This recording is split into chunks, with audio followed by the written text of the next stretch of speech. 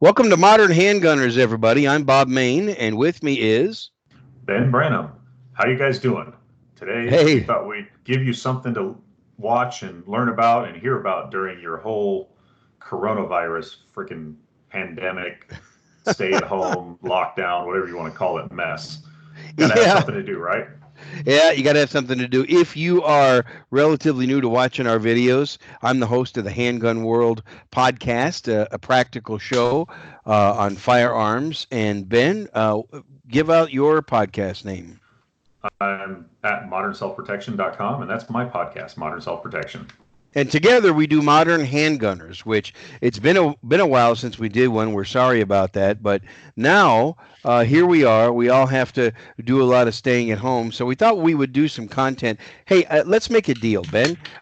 We just mentioned the last of COVID-19 on this video. How's that? That works for me. You won't hear that from me again. All right. So let's get into some guns. We're going to talk about some Glocks today, aren't we?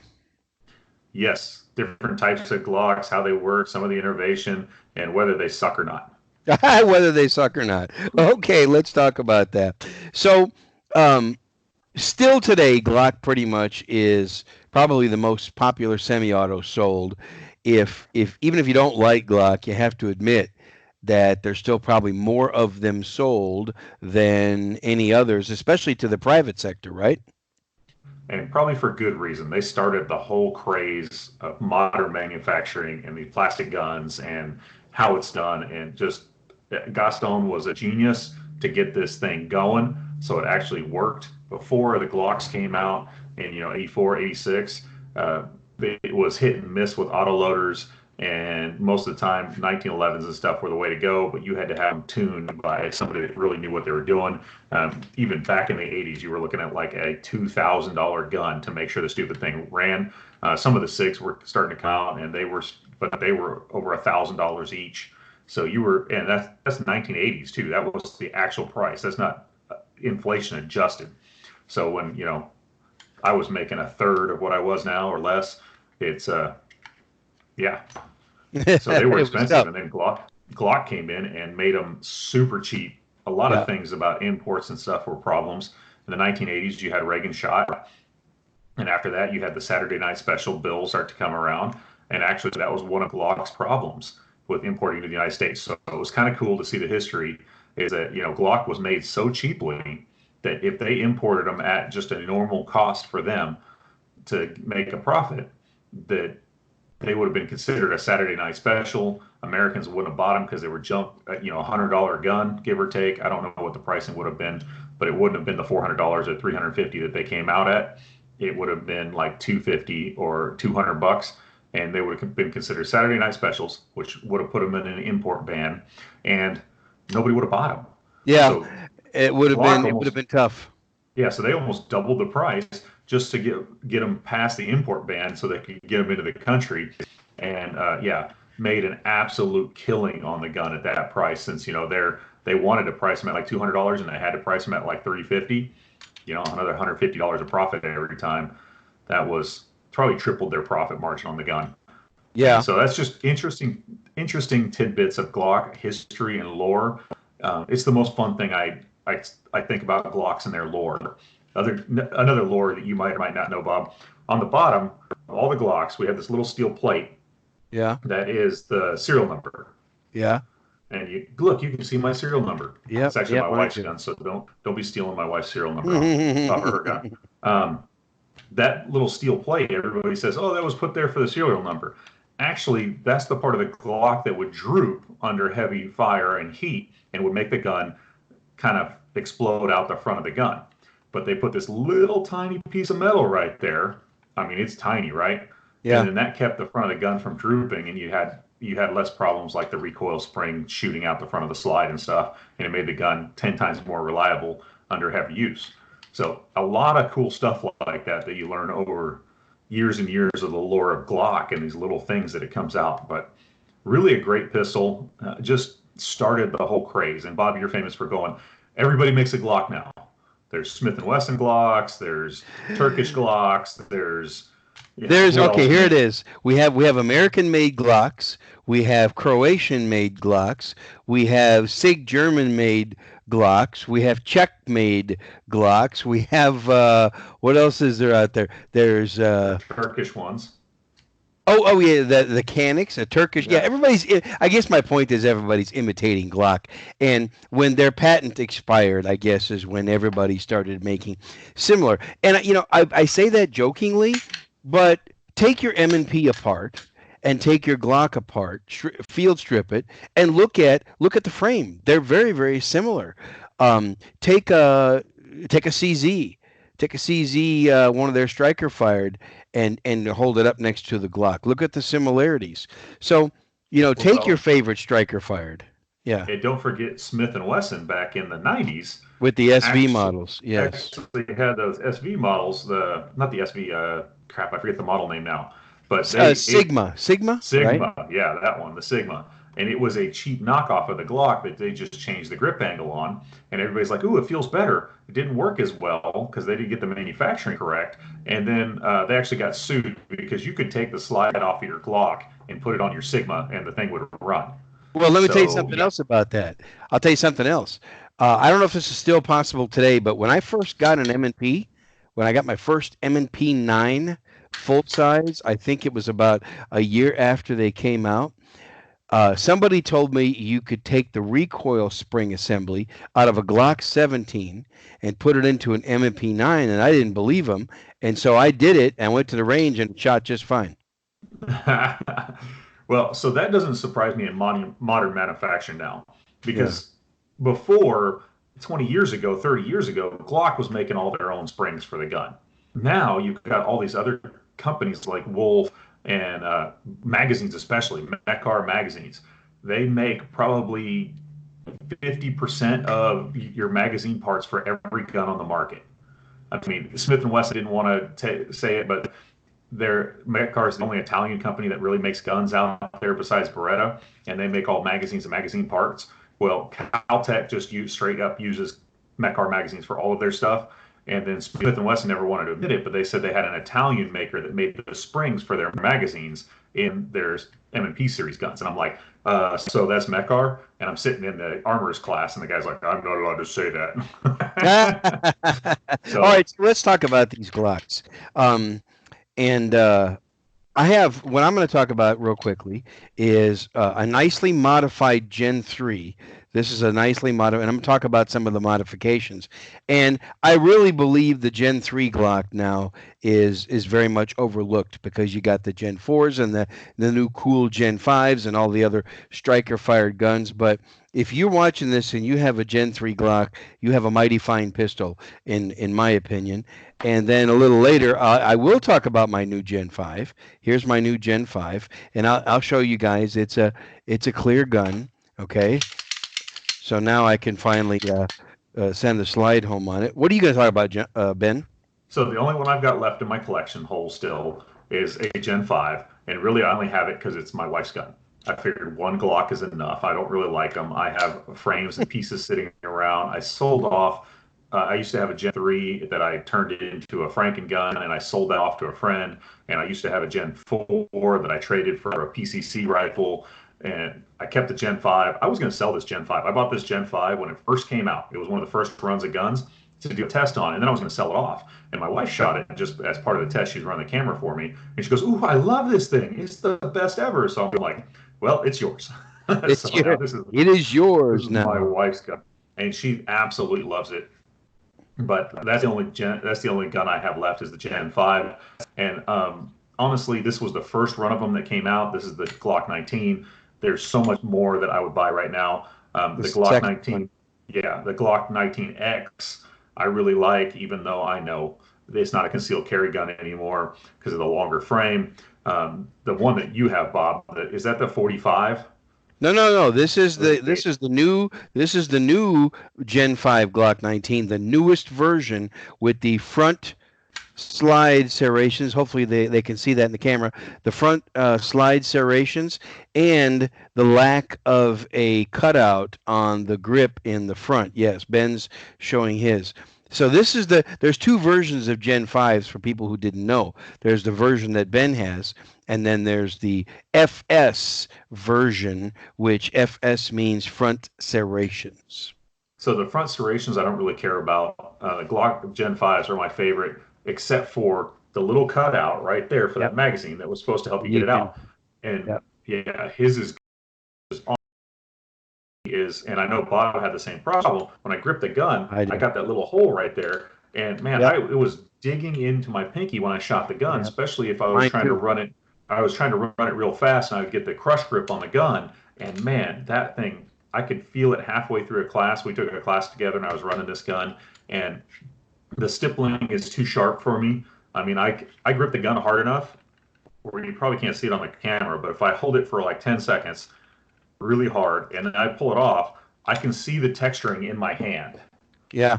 And you can almost Yeah. read it after a while, honestly, when we were doing that class, you could read the Glock logo on the side. They put the little here, you could read that on my hand. And I'm like, this texturing just is not right for me. It hurts. So that's why I don't use the Glocks. But I really like the Gen 5s the best. No finger grooves. The finger grooves never fit my hand. That's right. Um, No finger grooves. the only Yes. thing that they messed up is they didn't put the undercut in the trigger guard. Right. Everybody that does that, the first thing they do is undercut the trigger guard. If that was undercut, I'd get rid of the Glock knuckle, and I'd be set on this Gen 5. So Yep. if, hey, that one looks like it has the undercut done to it, It Bob. does. It does. Yes. Oh, is This that is my your, Gen 3. This oh, is that's my the Gen one. 3. So let's See, talk about that. I had Bob a has nice. his altered See exactly that? how I would have mine altered to go Yeah. with the texturing and the undercut. Yeah. So It's got Glock the is not the undercut perfect pistol. texturing. Yeah. Now let me say something about texturing. Okay. Um, with this Gen 3, if you can see in the camera, I did not have any texturing put on the sides. Uh, and all only had texturing put on the front strap and on the back strap. And the reason I did that is because this right here, this is the part that touches my body if I'm not wearing a t-shirt. So I didn't want texturing there because that hurts. But I can still get a real good grip because I've got the texture on the front and on the back. I'd recommend that. So you can see there are problems with the Gen 4s and the Gen 5s. Yeah. I really like the Gen 4 and Gen 5 over the Gen 3.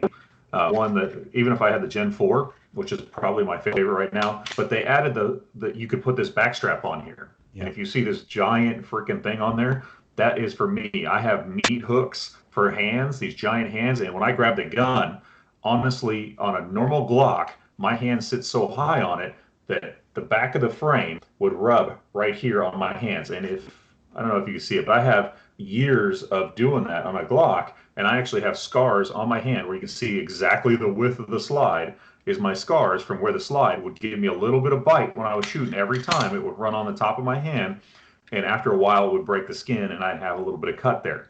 Really annoying.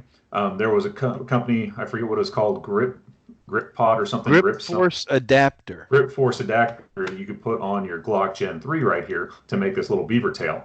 And that's how I ran guns. When I found that, I was like, oh, now I can run a Glock Gen Yeah. 3. And I did that. But when the Gen 4 and the Gen 5s came out with this beaver tail, I just put that in there. And for me, it was perfect. Glock did it right with their, again, they weren't the first person to do this adjustable grip, but I think they were the smartest in doing it. Because if you have the grip in there, you put the medium or the large side on the back. But if you take it off, that's the smallest one.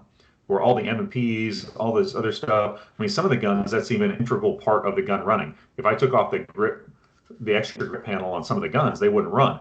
The M&P, there's nothing there when you take off the grip. You have to have a grip module in there. So the Glock, if you just take it all off and strip it, you don't have anything. You still have to have this pin in there, though. The pin that holds the grip in there, it actually holds part of the gun together. I'm not sure if that's good or bad, but it's definitely cheaper to have one pin than two pins in there for manufacturing ways. And And that's the what it pin that looks holds, like without the beaver tail on it. This is the Gen 5. This is the way it comes out of the box. And for my hand, it fits perfectly without the beaver tail. I don't have that issue quite as bad as you do with slide bite. But um, no, yeah, and you're actually right. that They did it well with the And with I think the they did it really well, where other companies could have taken from them and used it, even though, Smith and Wesson did it before Glock, and a couple other companies did it before Smith and Wesson. But um, and ironically, Glock, if you get rid of that pin that holds everything down, if you lost it, the gun would still run. That pin holds in your firing block back here. Well, with the slide on there, that'll hold on into the firing block, and it fits tight enough to where it will stay there, and the gun will actually run. You might have some trigger, it's not going to feel right, but the gun will run. It's hilarious that parts fall out of my Glock and it still runs. It's one of the things that I actually like about the Glock. Some of them, if you don't have the steel guide rod in the front and they start getting hot in here, the plastic guide rod inside the spring will actually get small enough to in the front, and it will melt and shoot out the front of the Glock. But if you don't take the gun apart, the gun will continue to run. And that's what I love about gear that fails. Everything is going to fail sooner or later, but it doesn't fail catastrophically. The new Gen 5, by the way, I'm looking at it, has a steel guide rod on there, so it's probably not going to go anywhere. But the old ones have the plastic guide rod. But the three, if you shot it 1,000 rounds really fast in half a day or so, that front guide rod will melt and shoot out the front of your gun. But the yeah. dang gun will continue to run. It doesn't matter until you take the gun apart. So for me, that's a failure that I'm okay with. If I'm firing away and at a bad guy and the front it fires out at him, big deal as long as the gun keeps running, right? And then I can fix that later after my gunfight. So I totally admire that the Glock can have pieces missing and broken and falling out, and that the gun will still run. It's one. I'm not sure how Gaston did that, or if he did it on purpose, or if it was something that happened. But Who man, knows? kudos to that one where parts fall out of the gun and it keeps running. That's just incredible. And I'd like to make a comment on that because if you're, especially, there's a lot of new gun owners today. If you're a new gun owner and you just picked up a Glock, um, that is one of the great benefits. Even if you don't like Glock pistols, the darn things are gonna run. They're probably, I would say, if not the most reliable semi-automatic, they're one of the top three reliable these days semi-auto pistols that you can get. And I have never had a part break on me on a Glock. You have had it. I've never had it, but they're just reliable. Now, the only time I've seen Glocks fail is when people mess around too much with the internals and they modify the snot out of it, then they fail. But a factory, this is a 100% factory Glock 19 Gen 5, and this thing, I mean, it's so reliable. I'm impressed by how reliable it is. Yeah, even my Gen 5 has the factory crappy plastic sights on it. It's Yep, completely out of the box. And I'm looking at this one closer, and it does have a plastic guide ride on it. So, it does. Yes. like I care if it flies out the front of the gun. Like I said, I'll get another one later. I might even have one sitting around that I have so many Glock parts, and that's kind of how you do it. But Bob, you said an important thing that I don't want to gloss over here. Everybody today wants to do Gucci Glocks. I mean, there's whole Suarez International. Half of his company is training, the other half is Gucci Glocks. Which I don't mind if you want a Gucci Glock, go for it, but you need to test the crap out of it and know that people But haven't tested it. Gabe does fantastic work on him, and he does it right. Yeah, and most of the things I've seen from Gabe have been right, but I have seen some bad stuff done by Gabe too. I mean, they all do an accident every once in a while, and even Glock does. So I can't be bad on Gabe that way.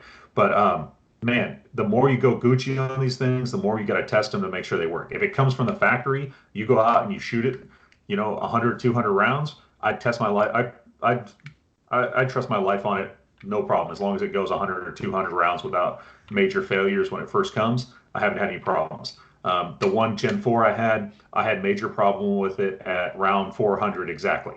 Pieces fell out of the Glock. The stupid thing still ran. I was at a class, and at exactly 400 rounds, I know because I took it out to the range, shot it 100, 200 rounds. I'm like, oh, it's good to go. I shot it exactly 100 rounds, actually two boxes. I just wanted to make sure it was good to go for the class I was going into. I want to try it. I was running Glock Gen 3 at the time, so not a big thing. So we shoot all of day one, and I shoot 300 rounds exactly. And at the end of the day, we're doing some just gun manipulations, and I noticed that I push the gun, try to put it back into battery, rack it, and then make sure it goes back in battery. I push on the And it back of the wouldn't. slide. No, I noticed that I pushed the slide and it's back in battery, but it would go forward about a half an inch and then Oh, come back. okay. And I'm like, there is something really wrong with my gun. But again, I don't know when that happened, but this little piece right here and the little spring in there that holds it all together, it fell out and it was gone. So That's yeah, I was very rare. missing. Very Actually, rare. it was kind of common for a little bit in the Gen 4s when Oh, they first okay. came out. And again, I had one of the first guns off the production. But again, the gun ran. If I didn't take it apart, and I have no idea at what point during the day the gun fell apart and the piece fell out. It was at the end of the day when I noticed that there's a problem. So let's So talk about modifying. Uh, if you modify a Glock too much, I think you're asking for problems.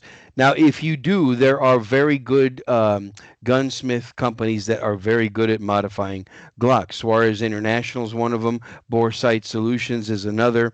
They didn't sponsor this video. I just happen to know about them. So full disclosure. However, I think, in my opinion, even though I'm guilty on this one of doing a lot of modifications, in my opinion, the best thing to do, leave them stock. And I think if you're going to buy a Glock pistol and you're not going to modify it, get the Gen 5. Get the newest Gen 5 because it's got all the cool things. It's got it's got the oversized mag release button. It's actually got a better uh, slide release or slide stop button, whatever terminology you want to use it, and it's ambidextrous. The slide stop is ambidextrous. Okay, it's got the front serrations, which I kind of like the front serrations for, you know, manipulating the gun.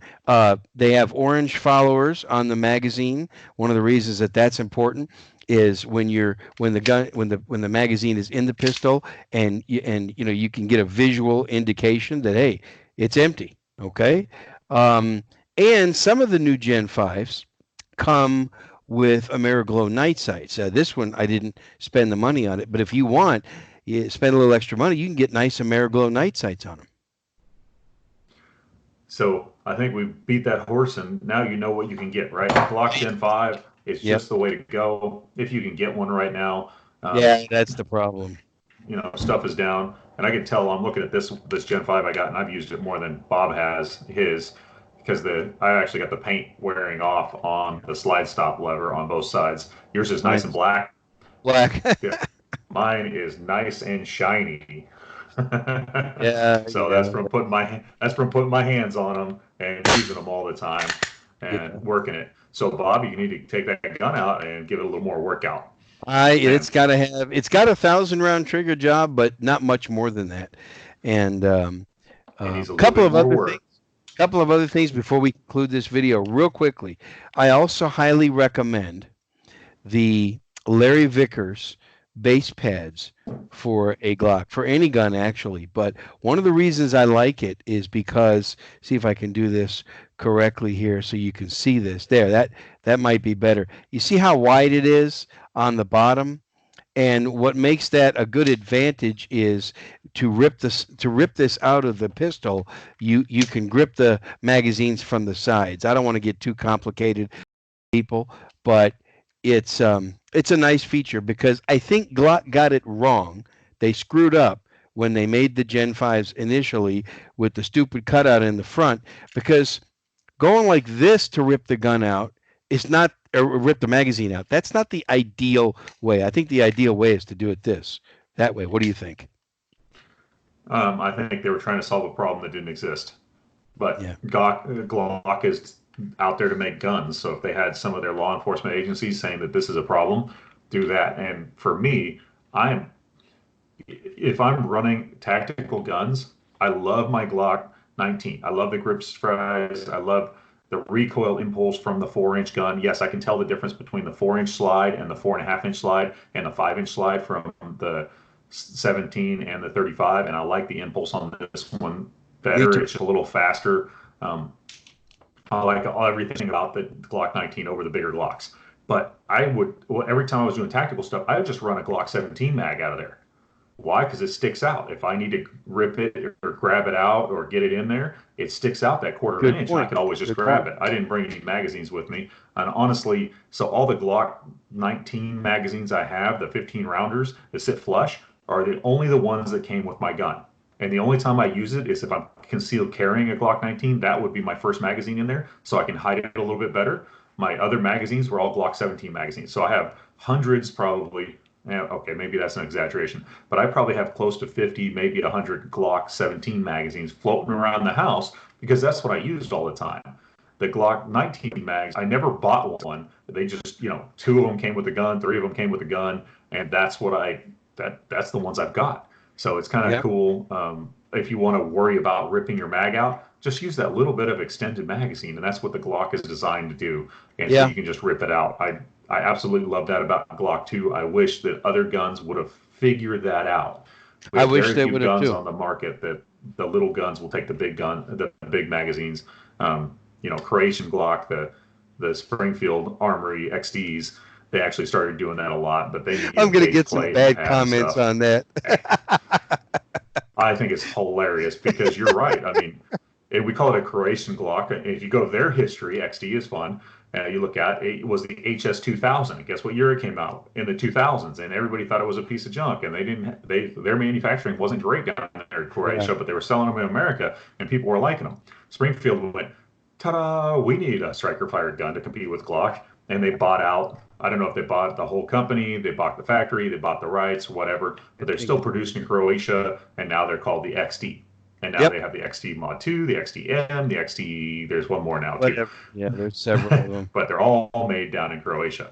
So, Yeah. not that it's a problem. I mean, most of the Glocks are still made overseas, Most some of of them are. them here in America now. This one says made in Austria right on the side of it. Yep. And so does the So slide. does So mine. some of Mine them, says made in Austria. Yep. some of them you can actually find the slide that says USA on it, USA. and their little thing will say "Made in America" on the side of them. I saw those going around, and for a while it was kind of fun at the gun shop. They were different colors. You put them out Yeah. on the display together, and when you put them next to each other, you could see that the slide was a different color black. The Yep. frames were all the same, but you could tell the American made ones from the Austrian made ones, and that was them ramping up their plant so that they can import and make the smaller guns that they couldn't import. The Yep. Glock Couple. 43, 48, Yep. Yeah, we'll 42. probably do a video on the 43, 43X, and 48 coming up soon. Couple of things I want to say to new gun owners. One reason why, and this is the last couple of things I'll say, and then I'll be quiet. One of the reasons I really recommend the Glock Gen 5s, if you're new, you get 3 magazines. 3. Uh, a lot of the other manufacturers don't even give you 3; they give you 2. Actually, I've seen some that give you 1 magazine. With the Glock Gen 5s, you get 3. And folks, I'm not sponsored by Glock, so and neither are you, Ben. But I wish. uh, If you'd like to yeah, I sponsor me, wish. Glock, I'll say up all the good things about your pistol as we go. And the last thing I'll say, and then I'll give you the last word. You can get Glock parts almost anywhere, and almost any dealer has Glock parts. Try to take one of your other semi-automatic guns and go to a gun store and ask them if they can replace some parts. Oh, we got to order those because I don't think we have them in stock. But if you have a Glock, there's a real good chance that they have them in stock. That's all I'll say. And on the Glock, I'll give you one more good thing about that, and then I'll shut up pitching Glock. Is that almost everybody that's in a gun counter or in the gun world can take these things apart to the frame and can figure out what's wrong with them, replace parts, and put them back together. That's not true for your Smith and Wesson, your XDs.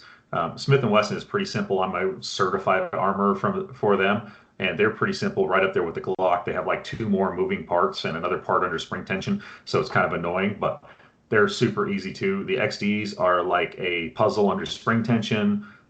So are the Sky Pistols. I mean, there's a lot of them that are just you need to have an actual armorer to be able to take them apart to the frame and replace the little parts in there. Where Glock, half of the guys that have any experience in the world and that run Glocks can take a punch and it. They used to sell a Glock tool that was a punch that would take out every piece on this gun.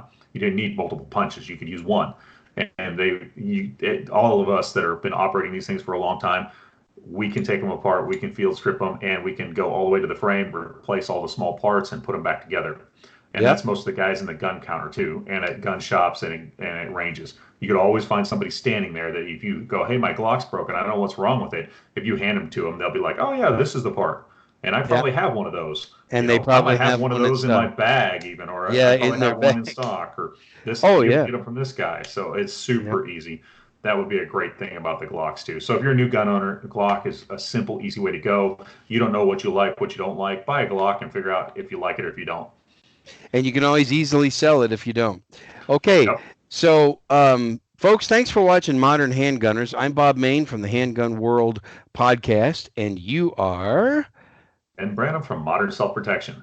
You're going to get more great videos like this. Me and Bob are going to start doing videos and podcasts on the Modern Handgunners again because, well, we need something to do right now, and it's a great way for us to get together and enjoy talking about our true passion in life. I mean, the Yeah, only thing I'm more passionate about in life is probably my wife. Other than that, it's good for you. guns, and some, That's good. Me too. I'll say but the same. sometimes the guns win out. I got to tell you, she um, makes me mad. Guns never make me mad. I want to remind everybody, check the show notes at the bottom of this video. Check the links. There'll be links to our podcasts and everything, and it's easy to find. All right, Ben, this was good stuff. Let's do a part two pretty soon. Cool. Thanks everybody for listening. Modern Handgunners out.